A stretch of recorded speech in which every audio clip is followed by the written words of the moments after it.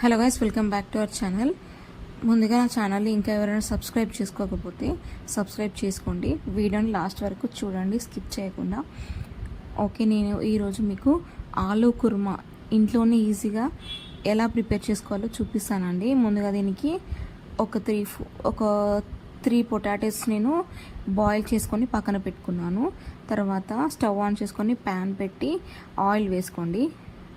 3 spoons oil వేసి అది కొంచెం హీట్ అవ్వగానే లవంగాలు కొంచెం కచ్చపచ్చగా దంచి వేసుకోండి. లవంగాలు వేయడం వల్ల మంచి టేస్ట్ వస్తుందండి. తర్వాత కొందరు మసాలాలు కూడా యాడ్ చేస్తారు, కానీ నాకు అంత మసాలాలు వాడడం ఇష్టం లేదండి, అందుకే నేను వేయట్లేదు. తర్వాత ఆనియన్స్, ఒక పెద్ద సైజు ఆనియన్, పచ్చిమిర్చి 4-5 పచ్చిమిర్చిలు కట్ చేసుకొని వేసుకోండి. కొంచెం ఆయిల్లో మంచిగా బ్రౌన్ షేడ్ వచ్చే వరకు ఆనియన్స్ని ఫ్రై చేసుకోవాలి. కలర్ చేంజ్ అయ్యేంత వరకు మీరు ఫ్రై చేయండి. ఇలా వీడియోలో చూపించిన విధంగా బ్రౌన్ కలర్ షేడ్ రాగానే కరివేపాకు వేసుకోండి. తర్వాత ఒక 1 టేబుల్ స్పూన్ పసుపు, కొద్దిగా అల్లం వేసుకొని పచ్చివాసన పోయేంత వరకు కలుపుకోండి. ఈ ఆలూ కుర్మా అనేది చపాతీలో కానీ రైస్లో కానీ చాలా బాగుంటుందండి. ఇలా సింపుల్గా చేసుకోవడమే కదండి మనకు కావాల్సింది. సో సింపుల్గా చేయడానికి ట్రై చేయండి. తర్వాత ఇలా బాయిల్ చేసుకున్న పొటాటోస్ని నేను కట్ చేసుకొని వేసుకున్నాను. చిన్న సైజు ముక్కలు కట్ చేసుకోవద్దండి, ఎందుకంటే మనం కలుపుతున్నప్పుడు తొందరగా స్మాష్ అయిపోతాయి. ఇలా పెద్దగా ఉంచితేనే మనకి కుర్మా అనేది మంచిగా కనిపిస్తుందండి, తినేటప్పుడు కూడా బాగుంటుంది. ఇలా కలుపుకోవాలి.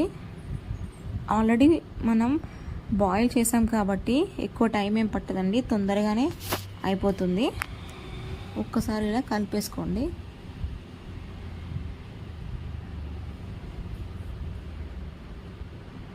ఇలా కలుపుకున్న తర్వాత రుచికి సరిపడా కారం వేసుకోండి. తర్వాత రుచికి సరిపడా సాల్ట్ చూసుకొని వేసుకోండి. ఇలా కొంచెం ఆయిల్లో ఒక 1 మినిట్ వేగనివ్వండి. తర్వాత ఒక చిన్న సైజ్ టమాటాని కట్ చేసుకొని వేసుకోండి. ఎక్కువ టమాటోస్ అవసరం లేదండి, జస్ట్ అంటుకోకుండా ఉండడం కోసం ఒక చిన్న టమాటో కట్ చేసి వేసాను. కొంచెం గ్రేవీని కూడా తీసుకొస్తుంది, అందుకనే వేసాను. ఓకేనా? ఇలా టమాటో కూడా వేసిన తర్వాత ఒక్కసారి కలిపేసుకోండి. తర్వాత ఒక 1/2 గ్లాసు వాటర్ వేసుకోండి. ఇప్పుడు కొంచెం దగ్గరికి వచ్చే వరకు మీడియం ఫ్లేమ్ పైన ఒక 5 మినిట్స్ ఉడకనివ్వండి.